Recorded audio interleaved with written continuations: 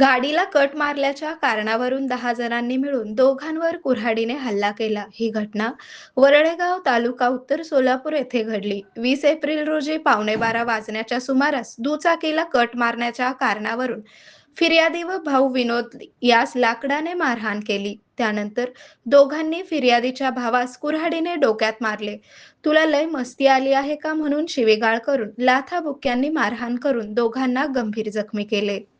जखमी दोघांवर रुग्णालयात उपचार करण्यात आले. याबाबत ज्ञानेश्वर भोसले वय 25 राहणार वडजी तालुका उत्तर सोलापूर यांच्या फिर्यादीनुसार संजय पवार वय 32, अभिजित पवार वय 32, सुशील पवार वय 34, निलेश पवार वय 34, राजू पवार वय 32, पंडित पवार वय 40, गणेश पवार वय 32, प्रदीप पवार वय 32, तुषार पवार वय 32, अजित पवार वय 35 या 10 जणांविरोधात गुन्हा दाखल झाला आहे. या घटनेची नोंद तालुका पोलीस ठाण्यात झाली असून या घटनेचा तपास फौजदार बागवान हे करीत आहेत.